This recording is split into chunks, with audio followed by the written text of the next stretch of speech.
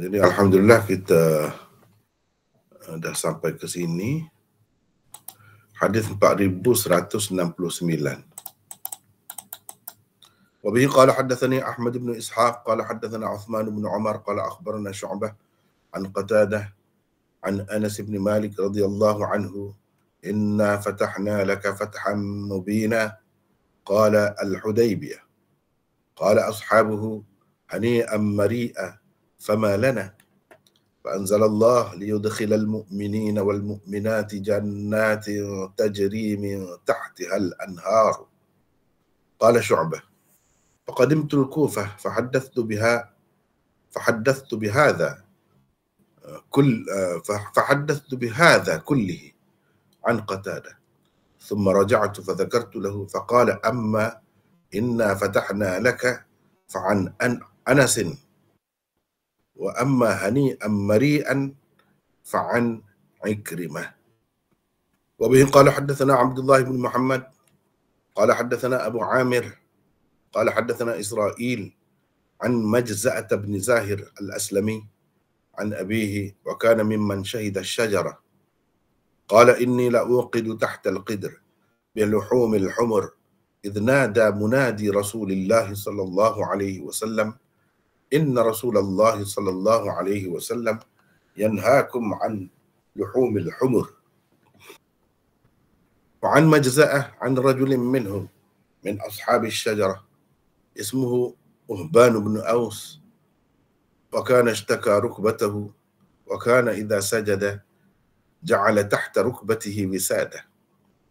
وبه قال حدثني محمد بن بشار قال حدثنا ابن أبي عدي عن شعبة عن يحيى بن سعيد عن بشير بن يسار عن سويد بن النعمان وكان من أصحاب الشجرة كان رسول الله صلى الله عليه وسلم وأصحابه أتوا بسويق فلاكوه تابعه معاذ عن شعبة. وبه قال حدثنا محمد بن حاتم بن بزيع قال حدثنا الشاذان عن شعبة عن أبي جمرة قال سألت عائذ بن عمرو رضي الله عنه وكان من أصحاب النبي صلى الله عليه وسلم من أصحاب الشجرة هل ينقض الوتر قال إذا أوترت من أوله فلا توتر من آخره. Baik, kita balik semula tempat mula-mula baca tadi. Imam Bukhari meriwayatkan, katanya Ahmad bin Ishaq meriwayatkan kepadaku, katanya Uthman bin Umar meriwayatkan kepada kami, katanya Syu'bah meriwayatkan kepada kami daripada Qatadah, daripada Anas bin Malik radhiyallahu anhu. Allah berfirman, sesungguhnya kami telah memberi kepadamu kemenangan yang nyata. Kata Nabi SAW, maksudnya adalah Hudaybiyah, yakni perjanjian Hudaybiyah. Maka para sahabat, baginda berkata, tahniah untukmu dan berbahagialah engkau. Tetapi untuk kami pula apa? Maka Allah Ta'ala menurunkan firman-Nya untuk memasukkan, firman-Nya bermaksud untuk memasukkan orang-orang beriman, laki-laki dan perempuan, ke dalam syurga-syurga yang mengalir di bawahnya sungai-sungai. Kata Syu'bah, kemudian aku ke Kufah. Aku ceritakan bahawa semua hadis ini daripada Qatadah. Setelah itu aku kembali, lalu aku ceritakan hal ini kepadanya. Dia berkata, adapun penjelasan ayat, sesungguhnya kami telah memberi kepadamu kemenangan, itu daripada Anas. Itu terus daripada Anas. Sedangkan ungkapan tahniah untukmu dan berbahagialah engkau, tetapi untuk kami pula apa? Itu daripada Ikrimah, yakni daripada Anas. Imam Bukhari meriwayatkan daripada Majza'ah bin Zahir al-Aslami, daripada bapanya Zahir al-Aslami. Dia, yakni bapanya, termasuk sahabat yang ikut berbai'ah di bawah pokok yakni dalam bai'ah Ridwan. Beliau berkata, sesungguhnya aku telah menyalakan api di bawah periuk yang berada di bawah periuk, maksudnya yang berada di atas tungku lah, untuk memasak daging keledai. Tiba-tiba seorang penyuruh Rasulullah sallallahu alaihi wasallam berseru, sesungguhnya Rasulullah sallallahu alaihi wasallam telah melarang kamu memakan daging keledai. Dan daripada majza'ah, jadi masih daripada jalur periwayatan yang sama dengan hadis sebelumnya, daripada majza'ah, daripada seorang laki-laki dari mereka, yakni sahabat, yang pernah ikut berbaiat di bawah pokok, yakni dalam bai'atul Ridwan, bernama Uhban bin Aus, bahawa dia menderita sakit lutut. Apabila sujud, dia meletakkan bantal di bawah lututnya. Dan seterusnya, kita tengoklah kalau sempat kita baca lagi. Balik semula ke tempat mula-mula kita baca tadi. Masih lagi di bawah kisah Hudaibiyah tu. Perjanjian di Hudaibiyah dan apa yang berlaku di Hudaibiyah pada tahun yang ke-6. Sebelum berlakunya perang Khaybar. Sebab itu Imam Bukhari buat Ghazwah Khaybar selepas ini, kemudian daripada ini lagi. Mana ini sebelum itu lagi peristiwa ini berlaku. Hadis ke-4169. Ini Imam Bukhari meriwayatkan daripada gurunya yang bernama Ahmad bin Ishaq. Kata Imam Bukhari, Ahmad bin Ishaq meriwayatkan kepadaku, haddathani. Maksudnya Imam Bukhari seorang, dia cerita ni hadis ni kepada Imam Bukhari seorang sahaja. Dalam majlis penyampaian hadis itu tidak ada orang lain bersamanya. Tidak ada orang lain bersamanya. Ini masih lagi berada di bawah Ghazwah Hudaibiyah. Cuba kita perhati di sini. Cuba perhati ni.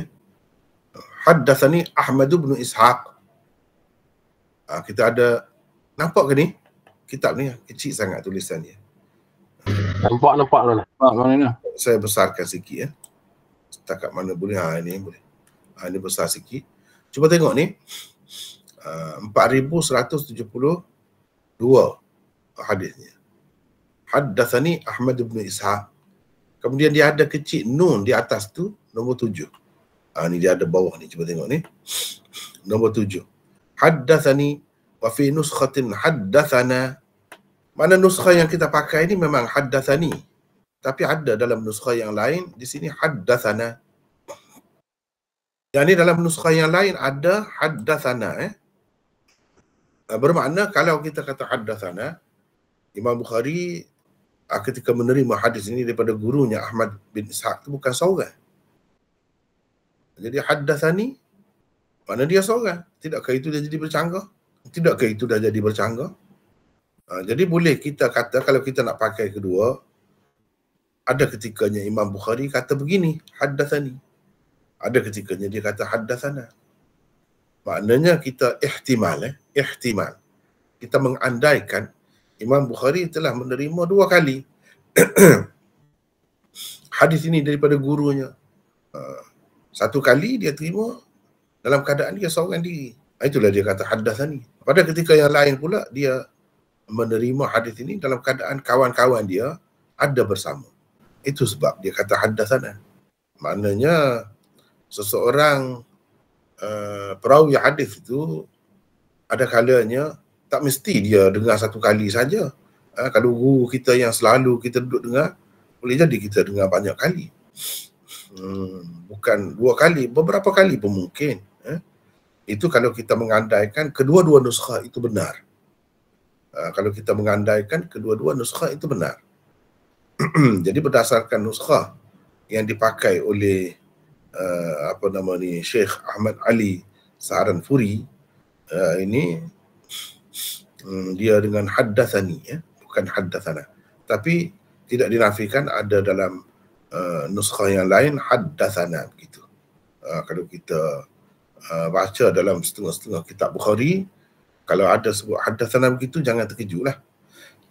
Kitab ni antara yang istimewanya, ni kitab dicetak di Pakistan ni, dia ada sebut benda-benda begini. Perbezaan nuskhah. Ni perbezaan nuskhah. Perbezaan nuskhah. Okey. Ahmad bin Ishaq.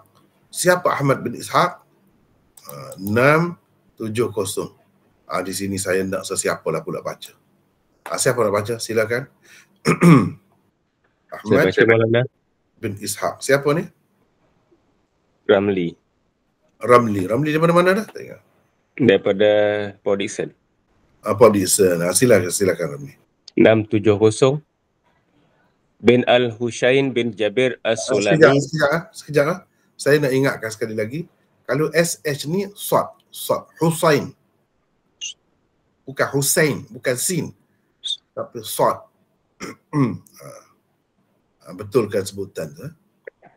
Bin Al-Husain bin Jabir As-Sulami. Al-Bukhari As-Surmari. Abu Ishaq adalah kunyahnya. Beliau terkenal dengan keberaniannya yang luar biasa. Di samping terkenal juga sebagai ilmuwan dan seorang yang zahid. Beliau meriwayatkan hadis daripada Ya'la bin Ubaid, Ubaidullah bin Musa, Utsman bin Umar, Abu Asim dan lain-lain. Asim. Kalau SH Sad ya. Begitu. Abu Asim dan lain-lain. Antara orang yang meriwayatkan hadis daripadanya pula ialah Imam Bukhari, Ubaidullah bin Wasil, Idris bin Abdak dan lain-lain. Imam Bukhari mengatakan dia siqah. Ahmad bin Ishaq meninggal dunia pada tahun ke-242 Hijrah. Okey. Itu perawi pertama yang kita berkenalan hari ini. Meriwayatkan kepadaku, kata Imam Bukhari, katanya Uthman bin Umar. Siapa pula Uthman bin Umar? Guru kepada Ahmad bin Ishaq. 671. Sila baca lagi Ramli. Sila lagi. Bin Faris bin Laqid bin Qais Al-Abdi Sekejap bin Laqid. Kalau I tanda panjang macam tu, maknanya Laqid.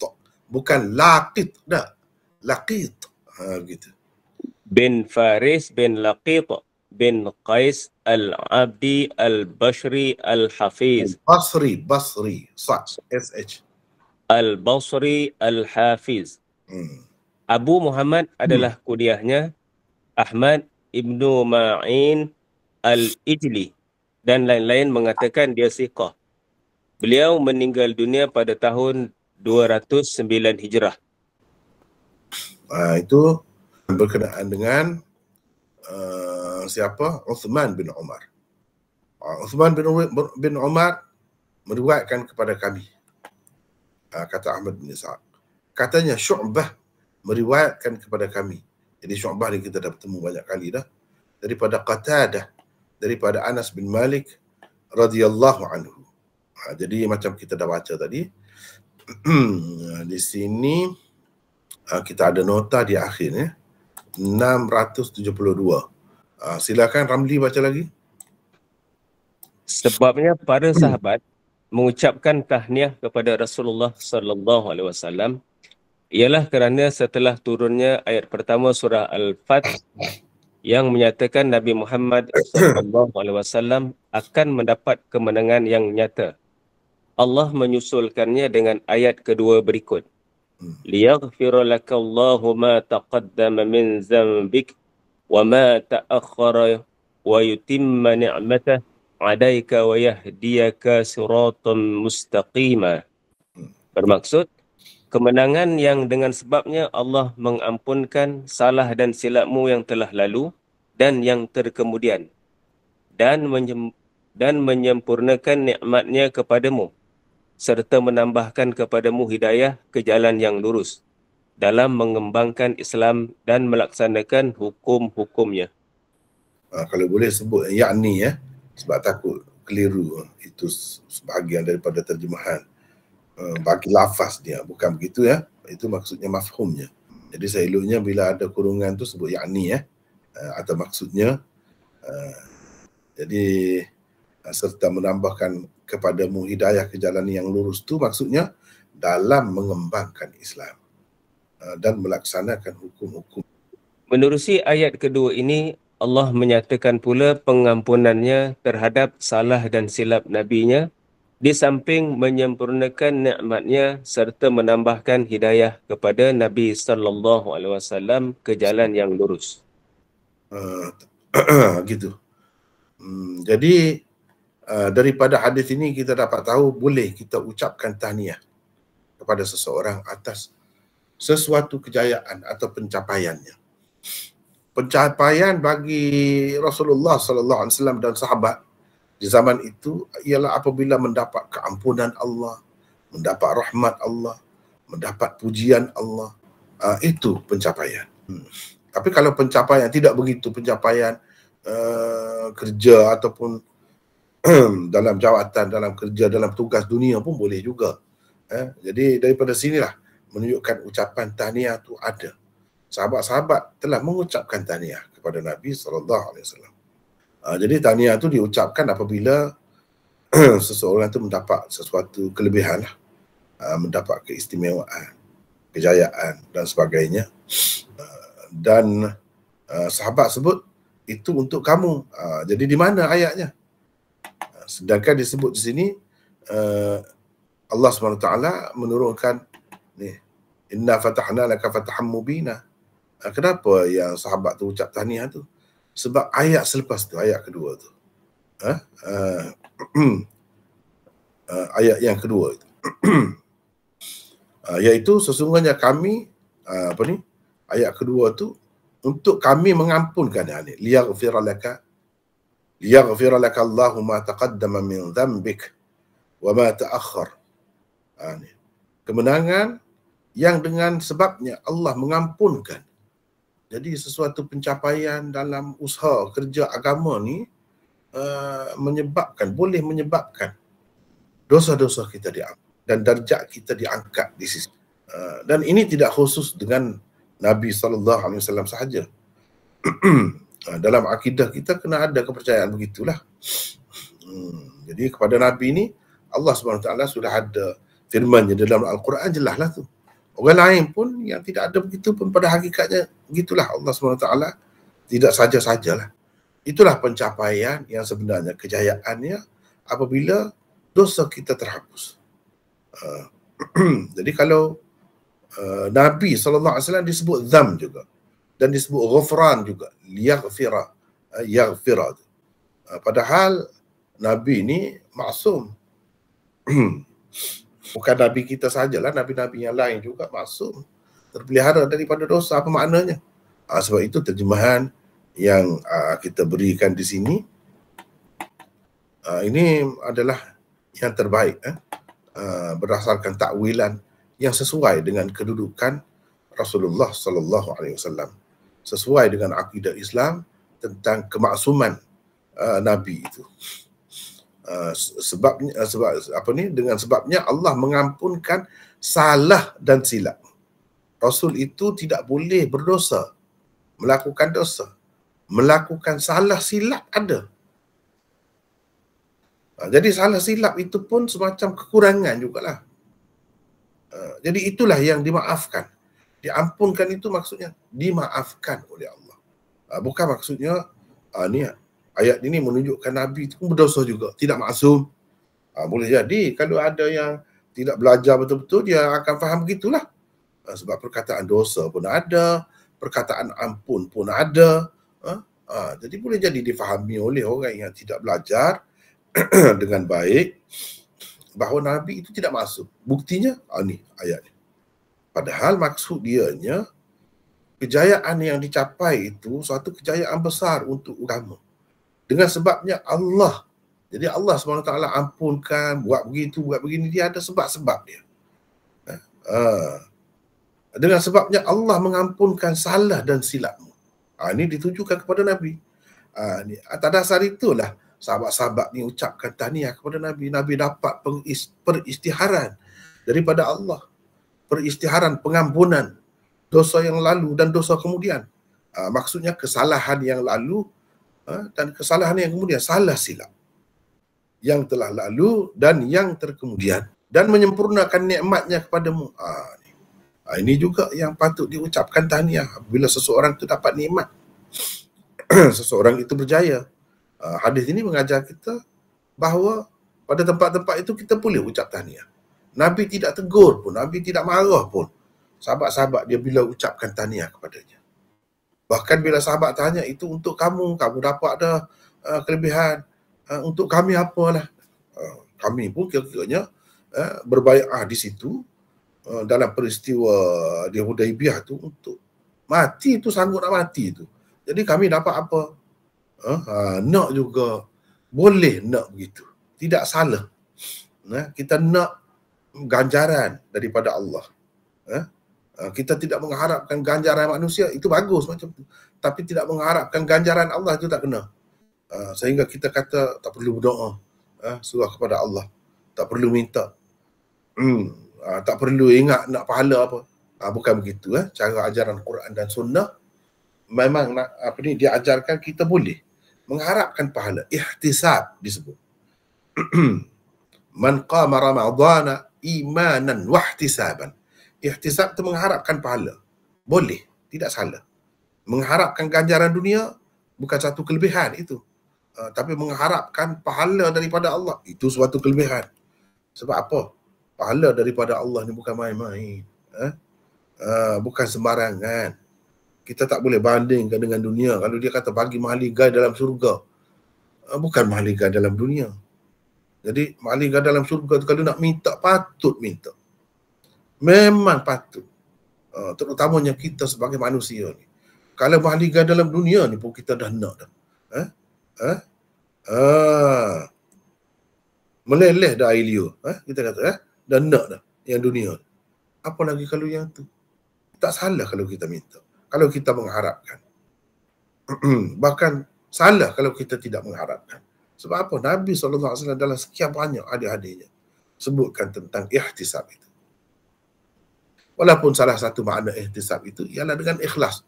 Tapi mahukan syurga, apa semua itu tidak menafikan ikhlas. Tidak membatalkan keikhlasan. Ia boleh ada bersama ikhlas. Tapi nak dunia, kalau nak dunia bersama, itu tak boleh. Itu menjejaskan keikhlasan. Tapi kalau ikhlas kerana Allah buat, tapi kita nak juga syurga ni, itu tidak salah. Sebab syurga tu memang patut diidam-idamkan. Adapun dunia ni tak patut sebenarnya. Tak padan pun. Itu pun tidaklah berdosa kalau kita mengidam, kalau kita nak sesuatu daripada dunia asalkan halal, dengan cara yang halal, tak ada salah pun. Tapi bukan suatu kelebihan lah. Menaikkan darjat kita, tidaklah kerana itu. Jadi sahabat tanya, untuk kami pula apa? Lalu Allah SWT menurunkan ayat seterusnya. Ayat seterusnya itu. Ayat itu untuk semua ini berlaku ni untuk kami masuk kawan-kawan mukmin ke dalam syurga. Untuk memasukkan orang-orang. Kenapa berlaku semua itu, peristiwa itu?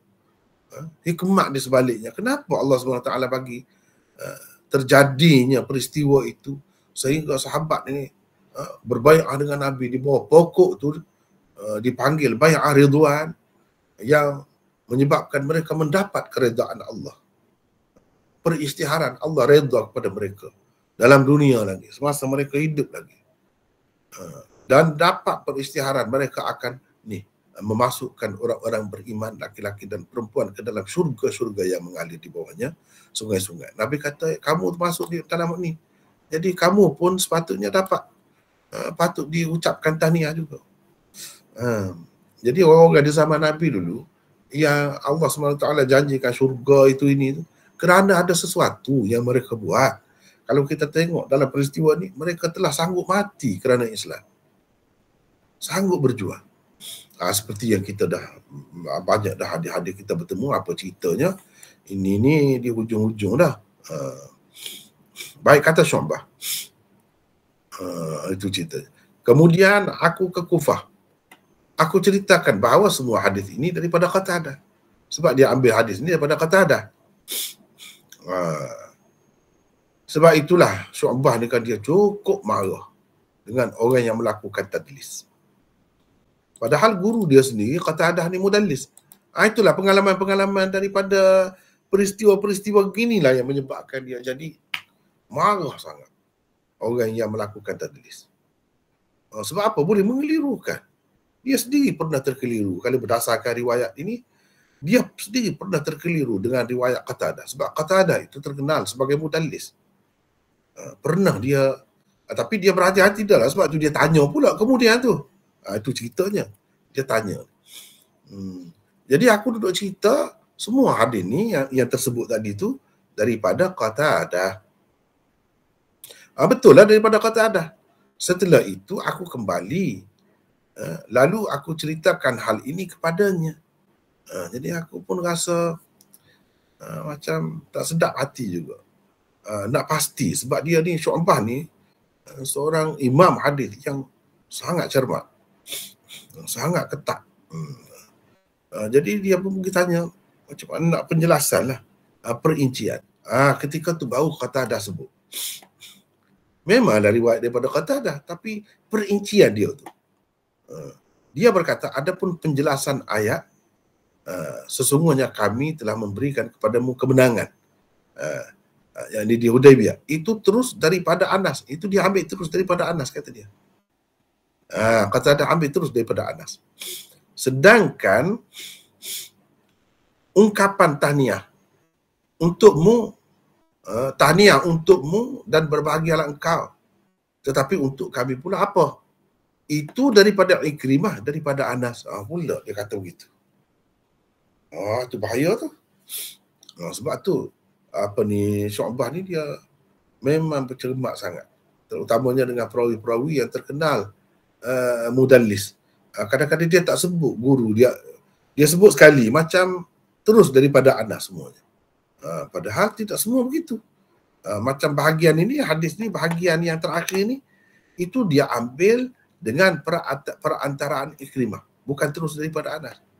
Tapi kalau ditanya, dia akan cerita juga. Cuma sekali lalu tu dia cerita tu macam dia dengar ni semuanya daripada Anas. Langsung, secara langsung.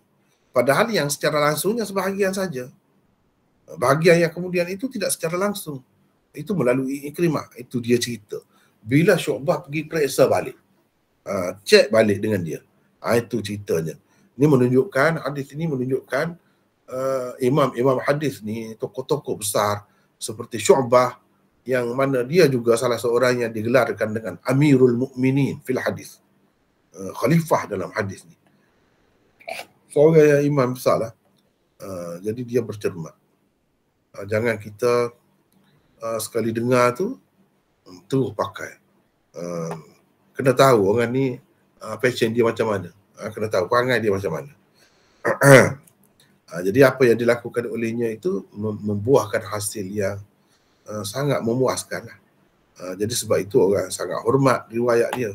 Sebab apa? Dia teliti tu. Dia cek balik. Dia 673. Murid Qatadah, Syu'bah berkata, setelah aku mendengar hadis ini daripada Qatadah, aku datang ke Kufah dan meriwayatkannya sepenuhnya dengan sanad Qatadah daripada Anas. Bila kali kedua aku menemuinya dan menyebutkan tentang hadis itu, Qatadah berkata bahawa bahagian pertama hadis yang menyatakan tafsiran ayat pertama surah Al-Fath memang secara langsung beliau mengambilnya daripada Anas. Adapun bahagian kedua hadis, iaitu ucapan tahniah para sahabat kepada Nabi sallallahu alaihi wasallam, maka itu tidaklah beliau menerimanya terus daripada Anas, tetapi dengan perantaraan Ikrimah. Semua ini berlaku kerana Qatadah memang seorang perawi mudallis. Perawi mudallis kadang-kadang mencampur adukkan hadis-hadis daripada beberapa orang tanpa menjelaskannya secara terperinci. Walaupun begitu, Imam Bukhari dan Muslim hanya mengambil riwayat perawi mudallis yang diketahui telah menyatakan dengan jelas samaknya daripada seseorang perawi sahaja. Seperti di sini, dia telah menjelaskan hadis yang diriwayatkannya itu terbahagi kepada dua bahagian. Bahagian yang pertama diriwayatkannya secara langsung daripada Anas, sementara bahagian yang kedua pula diriwayatkannya daripada Anas dengan perantaraan Ikrimah. Jadi itu jelas kita boleh tengok macam mana Imam Bukhari Muslim ni dia cermat. Kalau dia terima perawi mudallis dengan dia pasti ada penjelasan yang detail daripada perawi itu. Dia tidak tengok kalau perawi itu seorang tokoh macam mana pun, Qatadah itu memang tokoh lah, hebat lah, orang yang hebat lah. Tetapi dia mudallis. Bila mudallis kita kena teliti. Iaitu pengajaran daripada hadis ini ialah cuba tengok Syu'bah tu apa sikap dia, apa yang dia lakukan. Yang dia lakukan ialah dia cek balik dengan Qatadah tu sendiri, sebab Qatadah tu orang tokoh, orang yang bagus. Cuma dia ada perangai dia macam tu. Kebiasaan dia lah kita kata. Kebiasaan dia tu dia memang campur adukkan begitu. Jadi kepada orang-orang yang cermat seperti Syu'bah tu, biasanya dia akan pastikan pula kemudiannya. Dan riwayat yang seperti itulah yang diterima oleh Bukhari. Bukan riwayat Qatadah yang belum pasti lagi, ataupun yang ada kemungkinan dia ambil daripada orang lain, dan orang lain itu mungkin perawi yang tidak sahih mungkin. Gitu. Tapi kalau daripada Ikrimah itu tak jadi masalah lah. Kalau tak sebut pun memang perawi itu diterima pun. Tapi andaikan kalau perawi itu tidak diterima macam mana? Kan masalah. Itu jelas Qatadah kepada Syu'bah. Jadi baik Qatadah, baik Syu'bah, semuanya adalah tokoh-tokoh besar, tokoh-tokoh besar. Jadi tokoh-tokoh besar tu pun kadang-kadang gitulah cara main, sebab banyak kan. Banyak. Kadang-kadang dia nak cepat tu dia cerita begitulah. Tersalah pun ada. Bukan saya tidak nak kata kepada sesiapa. Saya sendiri pun ada tersalah banyak juga. Kita dulu dengan sekarang misalnya. Tanpa sengaja lah. Kalau dengan sengaja tu memang tak boleh lah. Tanpa sengaja kadang-kadang sebab kita duduk sentiasa bermain dengan hadis kan. Kadang-kadang kerana kita percaya sangat kepada seseorang itu, kita terus bawa, terus ceritakan. Padahal cerita tu masih tak betul lagi. Cerita itu mahu saya pun pernah. Lepas tu saya beringat lah. Dalam keadaan kita beringat, berhati-hati, kadang-kadang tu kena juga. Sebab benda ni tersebar dengan meluas kan. Dalam kitab-kitab. Kalau nak kira saya nak ambil lah. Banyak boleh ambil. Tapi kita dah berhati-hati kan. Beringat. Ini kena tengok dulu, cek dulu. Gitu. Sepatutnya kena begitulah sikap kita. Jangan bermudah-mudah ya. Terutamanya dalam keadaan masyarakat yang ada penyakit, ada masalah. Kalau kita cerita-cerita benda-benda macam tu, dia jadi sukalah, minat dengan benda dia tenggelam situ. Dia tak sedar dah tanggungjawab dia. Itu bahayalah. Bahaya. Baik. Seterusnya, Abdullah bin Muhammad Al-Ju'fi meriwayatkan kepada kami, katanya. Jadi ini biasalah dalam syarah-syarah hadis dibuat. Kalau selepas nama perawi itu disebutkan nama nisbah dia dan sebagainya, untuk menghilangkan kekeliruan tentang perawi itu. Takut-takut orang keliru. Abdullah bin Muhammad ni, ramai orang nama Abdullah bin Muhammad ni. Takut-takut Abdullah bin Muhammad lain. Jadi kena pastikanlah. Jadi ini Al-Ju'fi meriwayatkan kepada kami, katanya Abu Amir Al-Aqadi meriwayatkan kepada kami, katanya Israel bin Yunus meriwayatkan kepada kami daripada Majza'ah bin Zahir Al-Aslami. Jadi siapa? Majza'ah bin Zahir Al-Aslami. Baca situ Saleh. Nabi Jumbat Al-Kufi. Beliau meriwayatkan hadis daripada Uhban bin Aus, Ibnu Abi Aufa, Najiyah Al-Aslami, dan ayahnya sendiri, Raqabah bin Mas'alah, Qais bin Rabi', Israel Syarik bin Abdullah An-Nakha'i, dan adalah antara orang yang meriwayatkan daripadanya. Hadisnya terdapat di dalam Sahih Bukhari, Sahih Muslim dan Sunan An-Nasa'i. Abu Hatim dan An-Nasa'i mengatakan Majza'ah seorang perawi yang fiqah. Hanya dua sahaja riwayat beliau terdapat di dalam Sahih Bukhari.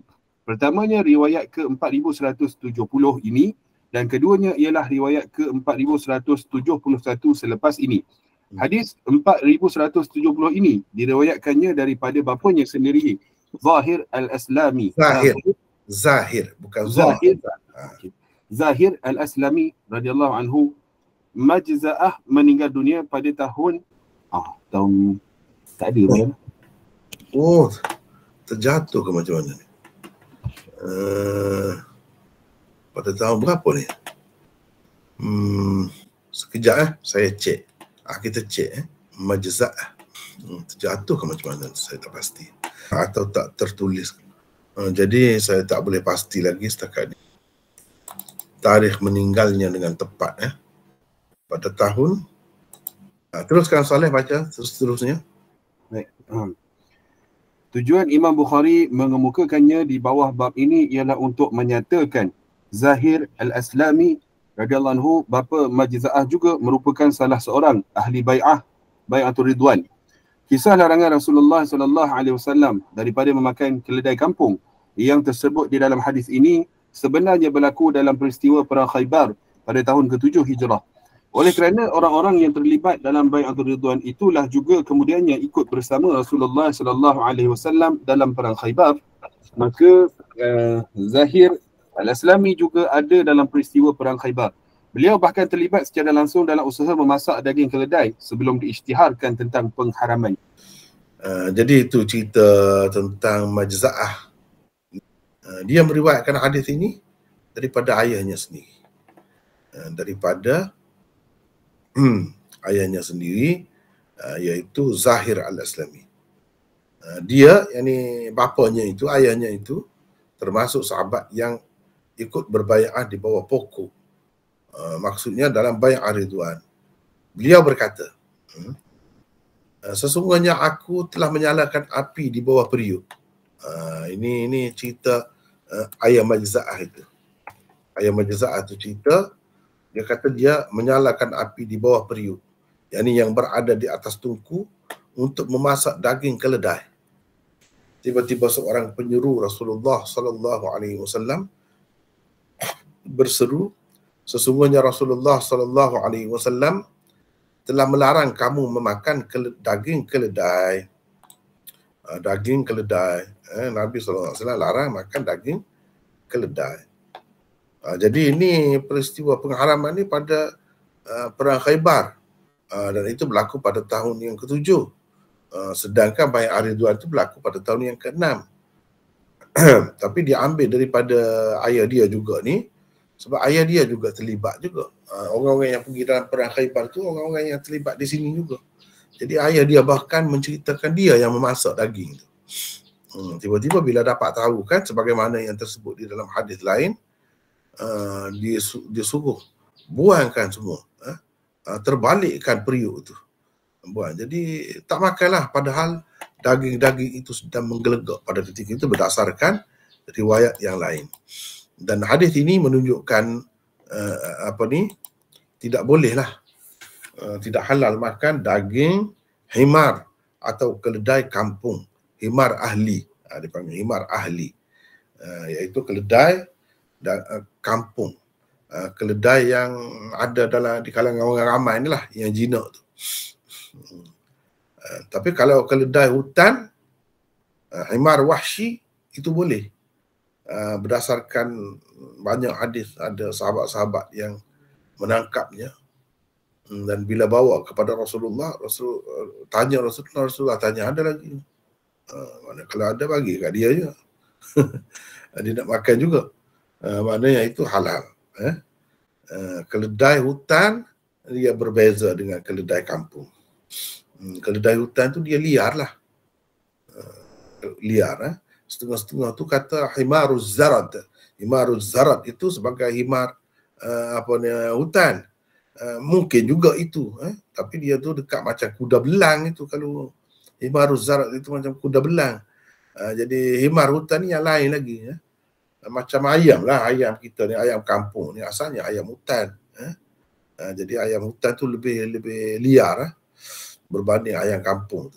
Kalau ayam kampung tu pun masih liar lagi kan. Sebab tu baka daripada hutan juga tu. Kecuali lah kalau ayam pejabat ni, kita kata itu memanglah lemah, dia tak kuat. Kita tempuh sikit lah, tolak sikit terbalik dah. Jadi itu tak boleh. Boleh dikatakan kebanyakan kalau ulama fiqh mazhab ahli sunnah wal jamaah ni mengatakan tak boleh. Ada juga pendapat dalam mazhab Malik mengatakan boleh. Cuma larangan ini adalah berdasarkan hikmah maslahah. Takut-takut kenderaan itu jadi berkurang. Sebab pada ketika itu himar ini memang jadi kenderaan. Sebagaimana ada juga hadis yang melarang makan kuda kan. Jadi mereka kata larang makan kuda itu bukan kerana dagingnya haram tapi kerana maslahah. Takut-takut jadi pupus. Kenderaan orang jadi kurang. Sebab pada masa itu kuda, himar dan sebagainya itulah yang menjadi kenderaan mereka. Jadi kerana maslahat itu Nabi SAW larang itu. Bukan kerana memang ia haram. Tapi setengah-setengah ulama kata memang haram. Jadi ada khilaf lah di situ. Ada khilaf. Tapi jumhur ulama, boleh dikatakan jumhur ulama mengatakan tak boleh. Yang jelasnya boleh makan himar ini ialah Syiah. Syiah memang boleh. Dalam fiqh dia boleh. Arnab dia tak boleh pula. Arnab. Dia tak makan arnab. Tapi kita ahli sunnah wal jamaah boleh dikatakan sepakatlah arnab itu boleh. Sebab apa? Sebab Nabi sendiri telah makan. Itu sabit. Hadisnya sabit. Hadis sahih. Wa an majza'ah an rajulin minhum. Ini juga daripada majza'ah.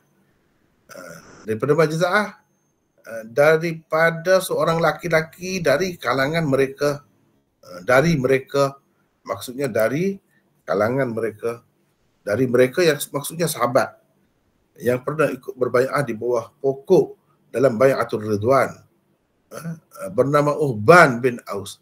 Kalau tadi 4170 tadi, dia riwayatkan daripada ayah dia, Majza'ah ni. Ini pula dia meriwayatkan daripada Uhban bin Aus. Uhban bin Aus. Ini riwayat kedua. Dua ni saja ada riwayat dia di dalam Sahih Bukhari ni. Jadi dengan sanad mana sanad? Dengan sanad yang sama juga. Sebab itu kita tulis begini. Dan masih daripada jalur periwayatan yang sama dengan hadis sebelumnya. Mana dari segi sanad, bahagian bawah tu samalah. Nampak? Ani haddatsana Abdullah bin Muhammad, qala haddatsana Abu Amir, qala haddatsana Israil an Majza'ah. Jadi daripada Majza'ah ni, hadis yang di bawah ni 4171 ni juga dengan sanad ini.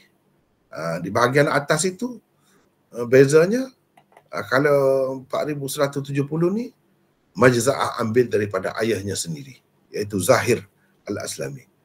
Sementara hadis 4171 itu diambilnya daripada sahabat yang lain yang juga turut berbai'ah bersama Rasulullah dengan Rasulullah di bawah pokok itu, namanya Uhban, daripada Majza'ah. Baik, kita tengok sini. Baca lagi Saleh.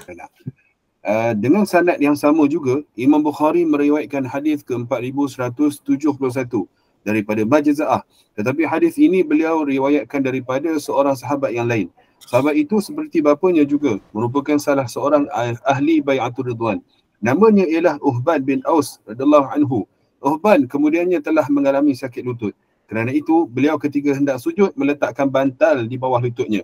Perbuatan seperti ini dibenarkan kepada orang yang mengalami keuzuran seperti sahabat tersebut. Jadi bolehlah. Kita nak buat begitu pun tidak jadi masalah kerana uzur. Kerana uzur. Nak lapik begitu. Begitu juga keuzuran-keuzuran yang macam lain, boleh kita sesuaikanlah dengan keadaan sakit kita tu. Cara duduk, cara apa, bangun, apa semua tu. Mana yang lebih selesa kepada kita, itu boleh diikut. Ini menunjukkan dalam sembahyang itu tak boleh sembarangan lah buat.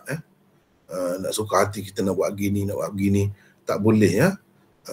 Misalnya kita nak bersandar dekat dinding, tak boleh sampai sembahyang begitu.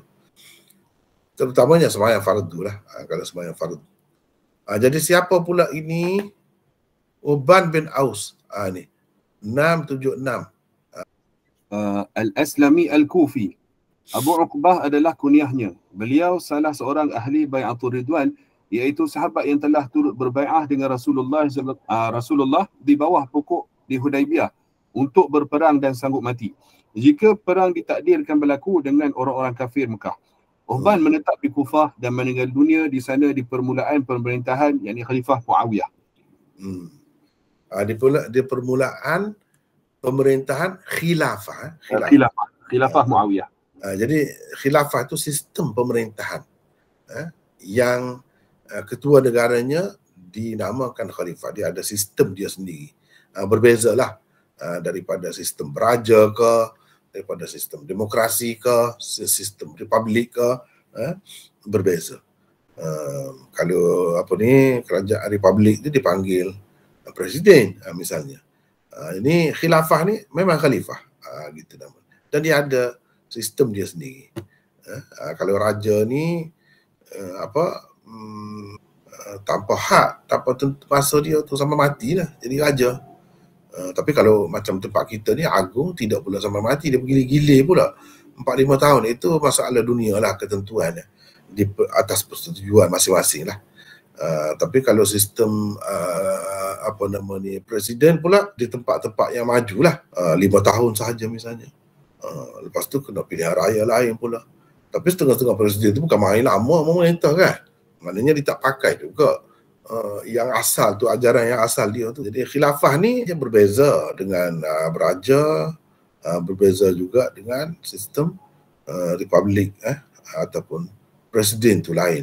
Sebab khalifah boleh sampai ke akhir hayat pun boleh, jika dia layak, jika masyarakat setuju, tak ada jadi masalah dengan dia, boleh. Bezanya dengan sistem beraja sebab dia pun ada pemilihan juga. Adapun sistem beraja tu tak ada pemilihan. Jadi di permulaan pemerintahan khilafah Muawiyah, masa tu dia meninggal dunia Uhban ini. Lepas tu kita bertemu dengan hadis 4172. Wa bihi qala haddatsani Muhammad bin Bashar. Kita dah baca dah tadi. Muhammad bin Bashar Abu Bakar Bundar gelarannya. Al-Abdi meriwayatkan kepadaku. Kepadaku ni macam tadilah. Maknanya Imam Bukhari seorang saja. Katanya Ibnu Abi Adi. Jangan kita ingat bila kata seorang tu mana tak ramai lah orang terima hadis ni. Jangan fikir begitu. Sesuatu hadis tu banyak pula dalam kitab-kitab, macam-macam kitab pula ada tu. Daripada pengarang masing-masing tu banyak hadis-hadis seperti ini diriwayatkan bukan oleh Imam Bukhari seorang sahaja, bahkan ramai. Meriwayatkan kepadaku, katanya Ibnu Abi Adi, namanya Muhammad, meriwayatkan kepada kami daripada Syu'bah, daripada Yahya bin Sa'id Al-Ansari, bukan Yahya bin Sa'id Al-Qattan, tak. Yahya bin Sa'id Al-Ansari, daripada Bushair bin Yasar, daripada Suwaid bin An-Nu'man bin Malik Al-Ansari. Jadi Suwaid ini, beliau adalah salah seorang sahabat yang telah ikut berbai'ah di bawah pokok, yakni di Hudaibiyah dalam bai'ah Ridwan. Itu maksudnya. Jadi tujuan Imam Bukhari buat mari semua hadis ni kan, maksud utamanya ialah nak memperkenalkan kita dengan sahabat-sahabat yang telah berbai'ah dengan Rasulullah di Hudaibiyah, di bawah pokok itu. Yang mana dalam Quran sebut laqad radhiyallahu 'anil mu'minin idh yubayyi'unaka tahta asy-syajarah. Jadi maknanya sahabat ni bukan calon-calon sahabat, tidaklah, bukan sahabat-sahabat biasa kecil, sahabat-sahabat biasa, tidak, dia sahabat besar, sahabat yang hebatlah. Jadi bagi salaf dahulu, sahabat-sahabat yang terlibat dalam peristiwa-peristiwa besar ini memang disebut. Sebelum menyampaikan hadis riwayatnya itu diperkenalkan dahulu, disebut dulu. Dalam jumlah mu'taridahnya, beliau adalah seorang sahabat, disebut. Sebab itu suatu kemuliaan, suatu kelebihan, itulah pangkatnya. Kalau nak kata pangkat sahabat ni, itulah pangkat dia. Dia ahli Badar ke tidak, dia ahli Uhud ke tidak, dia ahli Bai'ah Ridwan ke tidak, begitu. Itu pangkat mereka. Dia tak ada lagi macam kita sekarang ni kan, Datuk, Tan Sri, apa semua tu tak ada. Itulah pangkatnya. Katanya Rasulullah SAW dan para sahabatnya pernah dihidangkan sawiq. Maka sawiq itulah yang dikunyah. Sawiq itulah yang dikunyah mereka. Mu'adz telah menjadi mutabi' kepadanya, yakni Ibnu Abi Adi, dalam meriwayatkan hadis ini daripada Syu'bah. Katanya, jadi ini riwayat Suwaid bin An-Nu'man. Rasulullah sallallahu alaihi wasallam dan para sahabatnya pernah dihidangkan sawiq. Apa itu sawiq? Ni ada nota ni, iaitu sejenis makanan yang diperbuat daripada tepung gandum, barley, atau lain-lain bijirin yang digoreng sedikit. Kemudian dicampurkan dengan minyak sapi. Kemudian makanan ini dia jadi semakin berkembang, semakin orang kata canggih lah buatan dia tu, sehingga jadi sedap sangat. Jadi macam-macam dicampur dengan macam-macam bahan bijirin itu yang ditumbuk-tumbuk. Jadi kira-kiranya hancur, tapi tidaklah hancur sangat macam debu tu, tidaklah jadi begitu. Macam ditumbuk lah, macam ditumbuk dan tidaklah hancur sangat, tapi dah jadi debu dah juga sebahagiannya itu. Dia jadi tepung dah. Kadang-kadang diperbuat daripada beberapa bijirin. Saya selalu kalau mengajar ni nak bagi mudah faham, sebab tak ada tempat kita ni. Tempat kita orang tak makan benda ni, tak ada buat, dan tak ada istilahnya tu. Saya selalu kalau buat contoh, saya buat contoh sagun. Tahu sagun? Kalau di Kelantan ni ada. Tahu, saya tahu. Tahu Takut ada lah yang tak tahu kan di kalangan kita ramai-ramai ni. Saya rasa saya dah tengok dalam komus dia sebut setengah tu sesagun. Tahu ya? Kau tak tahu ni? Mana peserta-peserta kita ni? Dengar ke tidak? Dengar mana nak? Dengar? Orang lain di mana ni ada? Tak dengar suara ni. Sagun tahu? Kalau orang Kelantan dia sebut sagun. Yang putih-putih tu orang lain. Ya. Dalam kelosong. Selalunya dia letak dalam plastik aiskrim tu, orang makan. Aiskrim? Tak. Bukan itu. Tu silap tu. Tak, dia betul ke? Tempat saya dia letak Sagu Maulana. Bukan sagu lain, sagu lain. Sagun. Bukan sagu lah. Dah, bukan sagu. Sagu lain. Ini sagun. Sagun. Sagun? Ni cuba tengok ni. Ada di dalam kamus Dewan ni. Sagun sejenis makanan, kuih yang diperbuat daripada tepung beras, kelapa dan gula. Betul tu sagun tu, betul lah Maulana, sagun. Betul lah Maulana. Tempat saya dia letak dalam plastik aiskrim. Oh gitu ya? Dia di utara dia panggil sagun Maulana. Betul. Itulah. Kalau di Kelantan ni dia panggil sagun. Kalau di tanah Arab sagun kan, kelapa tu tak ada lah kan. Bahan dia tu lain lah. Tepung beras, dia tu tak ada. Jadi kita tukarkan itu dengan bahan-bahan lain. Tapi asasnya bijirin lah. Kalau saya nak bagi faham kepada pelajar-pelajar saya lah di tempat lain, di Darul Kausar ke, saya kata kalau nak buat contoh sekarang ni lah, yang ada dijual di pasaran, di kedai ni, Holy kan, biasa kan makan di kedai pun ada. Kita minta nak air Holy. Holy itu dia bahan campur daripada macam-macam bijirin. Jadi kalau kita makan saja begitu pun sedap. Kalau kita buat air bubuh air lagi sedap. Jadi air Holy. Sawit ni pun macam tu juga. Dalam bahasa Melayu tak ada. Dalam bahasa Urdu ada, dipanggil satu. Dalam bahasa Urdu satu. Itu sagun. Kalau bukan sagun mana? Sagun lah, Terengganu ada juga tu. Sagun. Dia jual adalah kelosong kecil. Ya betul. Budak-budak suka. Manis-manis tu. Manis-manis. Tapi yang Arab ni tidaklah macam tu. Saya buat contoh sekadar dia hancur gitu tu. Begitulah. Mana dia letak dalam tangan, tapak tangan ni dia boleh buat gini. Gini. Bubuh mulut gitu. Betul Maulana. Gitu. Saya pernah makan. Yang buat dalam kertas, dalam kelosong tu baru. Kalau orang zaman dulu dia buat gitulah, bubuh dalam tapak tangan ni gini. Gini. Bubuh dalam mulut gitu. Kalau letak air dalam gelas, kita berbahaya, kita apa ni, itu dengan sudu, dia jadi macam holy tu. Sedap lah. Dicampur susu lagi, dicampur apa ni, butter lagi, dicampur apa lagi, minyak sapi setengah-setengah tu. Itu cara dia. Tak macam sagun tu dia tak buat lagi tu kan. Tapi benda tu macam tu lah, hancur-hancur macam tu.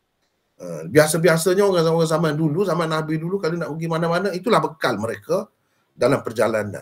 Makanan yang paling ringan, paling mudah dibawa dan mengenyangkan, menyihatkan. Itulah sawit. Jadi dihidangkan sawit. Itu dihidangkan sawit. Lalu mereka mengunyahnya. Kunyah tu sebab apa? Sebab dalam riwayat lain, dalam peristiwa semasa pulang daripada perang Khaybar itu, ketika Nabi SAW bawa dari isteri dia Safiyah tu, dalam masa pulang tu, dia berhenti. Pada ketika itulah berlaku peristiwa ni. Dalam riwayat yang lain disebutkan sawit itu dimasukkan ke dalam air. Thurriya. Disebutkan thurriya. Dalam riwayat yang lain disebutkan thurriya. Maknanya dimasukkan ke dalam air, dibancuh dalam air dan diminum. Maknanya boleh juga dijadikan sebagai minuman. Kalau nak makan gitu pun boleh juga ada. Maksudnya ada yang makan begitu, dia kunyah-kunyah begitu. Ada yang masukkan ke dalam air, dalam bekas air dan dijadikan sebagai minuman macam holik tu. Gitu. Maka sawit itulah yang dikunyah mereka. Mana ada sebahagian daripada mereka makan begitu. Tapi dalam riwayat yang lain ada disebutkan thurriya. Makna sawit itu dimasukkan ke dalam air. Ada orang yang nak makan dalam bentuk cair kan. Dalam bentuk cair ataupun dalam bentuk agak macam koleh gitu. Dia suka buat, boleh semua. Nak makan kosong gitu saja pun boleh. Itu sawit. Biasalah Nabi ni dalam perjalanannya, orang-orang lain pun begitu. Pada zaman itu mereka bawa sawit lah sebagai bekalannya. Itu ceritanya. Di mana ni peristiwa ni? Ini kalau kita tengok dalam syarah. Mu'adh telah menjadi mutabi' kepadanya, yakni kepada Ibnu Abi Adi. Mana Mu'adh juga telah meriwayatkan hadis ini daripada Syu'bah. Jadi kita ada nota 678 di sini. Maksudnya ialah dengan sanad yang tersebut di atas. Ia diwasalkan oleh Al-Ismaili daripada Yahya bin Muhammad, daripada Ubaidillah bin Mu'adh, daripada ayahnya, yakni Mu'adh bin Mu'adh. Secara ringkas. Di dalamnya terdapat tambahan berikut. Wadzalika ba'da an raja'u min Khaybar. Ini peristiwa ini berlaku setelah mereka pulang dari Khaybar. Jadi ada sebut gitu.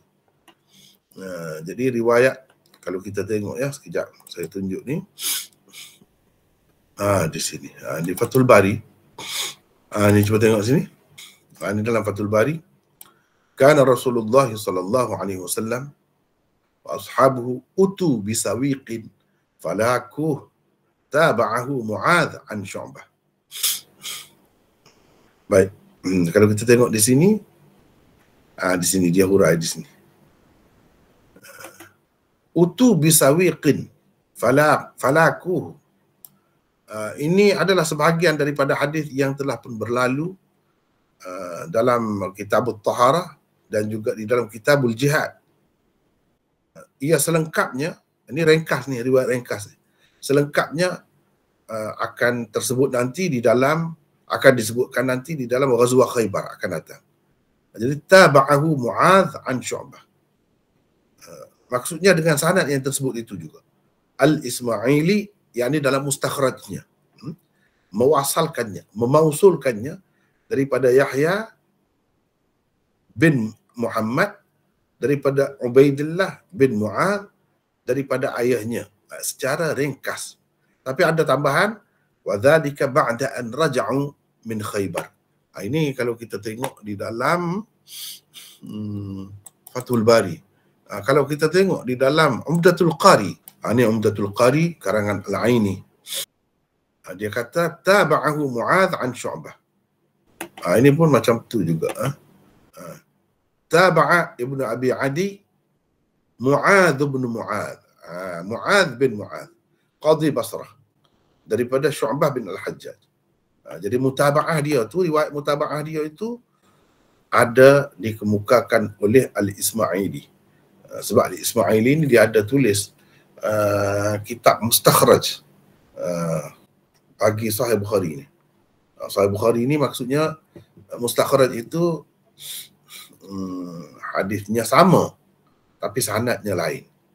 Jadi berdasarkan sanad dia sendiri bersambung sanad dia. Sebab Imam Bukhari itu sebut secara ta'liq begitu. Riwayat mutaba'ah itu secara ta'liq begitu, dia tak sebut sanad yang lengkap. Tapi kalau Ismaili dia sebut daripada Yahya bin Muhammad, daripada Ubaidillah bin Mu'adz, daripada ayahnya, yakni Mu'adz. Daripada ayahnya, yakni Mu'adz bin Mu'adz. Mu'adz bin Mu'adz siapa? Qadhi Basrah. Lebih kurang sama ya. Utu bisawiqin. Dia ada tempat nanti kita akan bertemu dengan lebih detail lagi tentang riwayat ini. Apa yang nak diceritakan oleh Imam Bukhari, yang Imam Bukhari nak sebenarnya ialah memperkenalkan perawi dia ni. Perawi hadis ni. Siapa? Suwaid bin An-Nu'man ini. Suwaid bin An-Nu'man bin Malik Al-Ansari. Dia ni adalah sahabat yang telah ikut serta berbai'ah di bawah pokok di Hudaibiyah. Yang ni dalam bai'ah Ridwan. Jadi kita perlu tahulah, kadang-kadang kita sahabat ni kan, nama-namanya kita pun tak berapa tahu, tak berapa kenal. Jadi kita kena kenal lah tokoh-tokoh ni. Mereka ni orang-orang yang terlibat dalam peristiwa itu. Dan ada pun riwayatnya. Antara riwayatnya, inilah riwayat.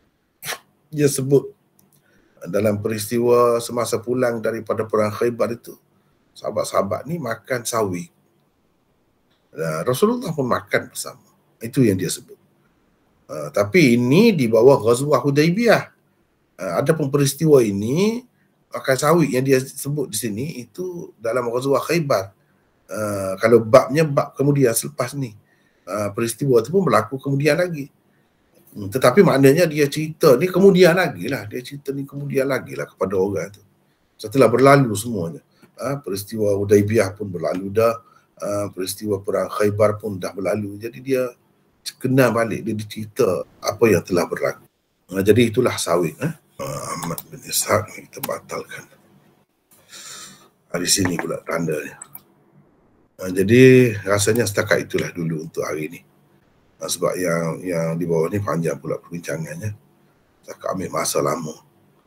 Wallahu a'lam. Kalau ada nak bincang, nak tanya ke, ada kemusykilan ke apa, silakan. Assalamualaikum Maulana. Waalaikumsalam warahmatullahi. Anda ada dua soalan Maulana. Ya, ada. Yang pertama sekali, bab yang kemarin mungkin Anda tak duduk sampai habis. Mungkin Maulana ada bahas berkenaan dengan hadis yang man kana akhiru kalamihi la ilaha illallah dakhala al-jannah. Ya. Riwayat Abu Daud tu. Kalau kita tengok ketika wafat Nabi tu, dia baca Allahumma rafiqil a'la seperti yang diriwayatkan. Jadi minta penjelasan Maulana sikit berkenaan dengan hadis tu. Yang keduanya, hari ni kita tengok ada asatizah yang semangat cerita tentang Palestin ni. Dia menyebut sahabat kita di Palestin itu berasal daripada Nabi Ibrahim dengan Siti Hajar. Dan kita ni daripada orang Melayu ni berketurunan daripada Nabi Ibrahim dan Siti Qantarah. Minta penjelasan Maulana sikit tentang bab tu. Terima kasih. Ya. Yang pertama tadi tentang ucapan terakhir. Maknanya kita faham daripada situ, untuk umat dia, untuk orang lain, memang la ilaha illallah itulah yang terbaik. Tidaklah pula kita kata yang terbaiknya Allahumma fir rafiqil a'la. Bukan begitu. Seperti yang dia sebut itu. Kalau Rasulullah, itulah yang terbaik untuk dia. Nampak ke tidak? Yang terbaik untuk umat ialah seperti yang disabdakannya. Yang ini hadis qaulinya. Hadis qaulinya. Jadi hadis fi'li iaitu yang dia ucapkan sendiri semasa dia nak mati tu, nak meninggal dunia tu. Allahumma fir rafiqil a'la tu.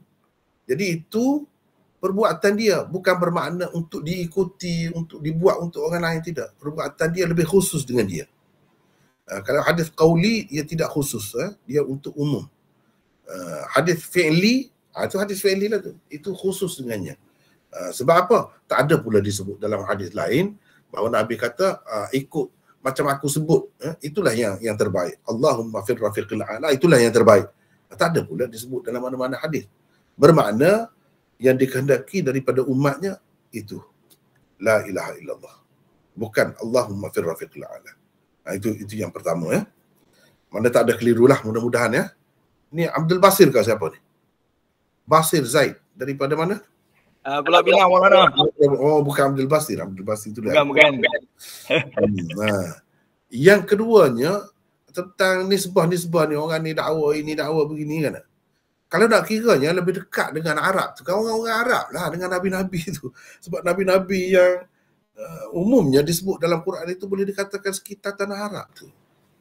Yang lebih sesuainya mereka lah anak cucu Nabi. Tapi mereka pula tak adalah pula sibuk-sibuk nak mendakwa begitu-begini. Yang kita duk tengok relax, biasa ya. Tak ada pula begitu. Macam di sini ni, sekarang ni. Itu yang malangnya kita tengok. Orang sana tak ada pun sibuk-sibuk begitu. Padahal kalau nak kira yang lebih hampirnya mereka lah. Tetapi ada kemungkinan juga mereka tu daripada keturunan Abu Jahal kan. Daripada keturunan Abu Lahab ke lain-lain kan. Yang mati dalam keadaan tidak Islam tu lah. Ada kemungkinan juga. Mana dalam keadaan ada kemungkinan keturunan Nabi. Dan sahabat-sahabat ada juga kemungkinan mereka itu daripada keturunan musuh-musuh Islam dulu. Itu habis dah cerita, tak perlu disebut dah tu. Cerita lama. Yang pentingnya kita semua sekarang ni dah Islam. Cukup itu. Untuk menjamin kita masuk syurga. Kita keturunan Nabi. Kau tidak keturunan Nabi, kau sama sebenarnya. Kalau keturunan Nabi sekalipun, jamin kau masuk syurga. Tentu tidak kan. Jadi tak perlulah sibuk-sibuk perkara tu. Jadi kadang-kadang yang macam saudara kita sebut tadi tu, ialah nak kaitkan dengan keturunan Nabi Ibrahim dengan isteri dia yang tu, yang ni. Tak perlu semua tu. Tak perlu. Gini, bagi saya dah.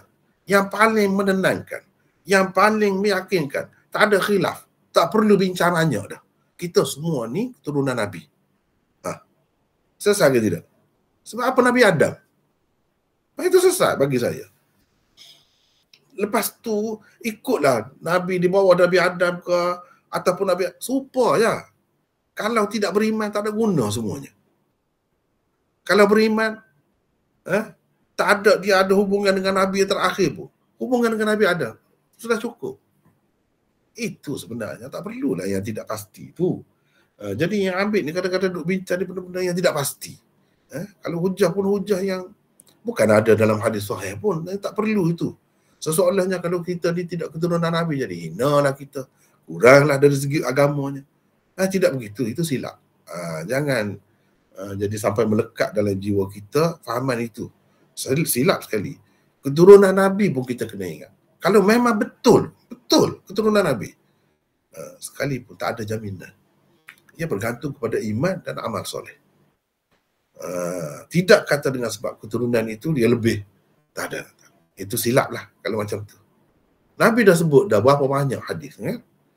Manusia ni tak ada lebih kerana keturunan dia, kerana warna kulit dia, kerana bangsa dia. Tak ada semua tu. Semuanya dengan takwa. Dan yang pastinya kalau nak jadi dapat keturunan Nabi juga, pakai yang saya sebut tadi lah. Itu senang.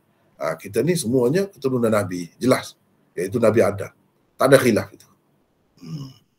Yang selebihnya kita kena tengoklah apa amalan kita. Sesuaikah dengan ajaran Nabi Adam, akidah Nabi Adam dan Nabi-Nabi yang lain. Kalau akidah kita tak sesuai, tak ada kelebihan. Tak ada kelebihan. Gitu sajalah. Wallahu'alam. Yang lain-lain itu cerita tu tak sahih semuanya. Tak ada hujah yang kuat. Hanya dakwah-dakwah saja.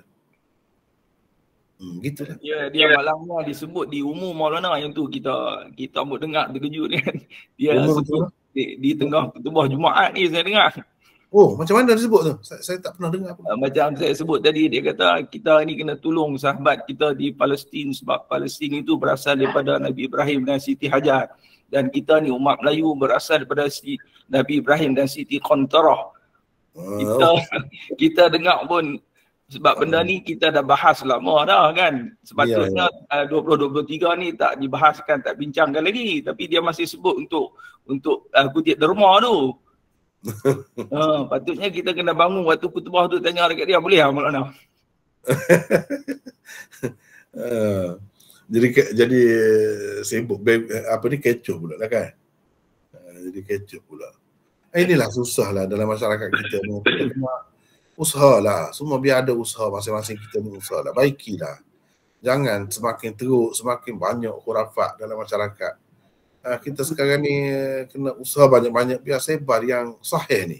Cara menilai cerita yang sahih ni, kena belajar yang tu. Barulah kita tidak jadi mudah-mudah terikut-ikut. Kan di sana tu kan, kalau kita kata di Palestin ke di mana, di situ pun ada juga orang kafir dulu. Nabi Ibrahim tu kan berhadapan dengan Namrud, berhadapan dengan orang tu, orang ni. Mereka tu tak ada keturunan ke? Pokok kafir. Tak penting dah bagi kita keturunan Namrud, keturunan siapa. Kalau dia beriman, dia saudara kita. Kalau dia keturunan Nabi Ibrahim sekalipun, kalau dia tu tidak beriman, tak ada mana semua tu. Jadi maksud cukuplah saudara-saudara kita tu orang Islam, cukuplah dia saudara kita, cukup. Tak kira dia keturunan Nabi ke tidak keturunan Nabi ke, kita mesti kena tolong, kena bantu, kena bersimpati, paling tidak berdoa untuk mereka. Itu sikap kita. Tak perlu dari ungkit-ungkit begitu kan. Sebab bukan semuanya orang Arab tu keturunan Nabi pun. Begitulah bagi saya ya. Boleh saya berkongsi Maulana? Ya silakan. Tentang keturah tu, kalau setakat pengetahuan saya lah.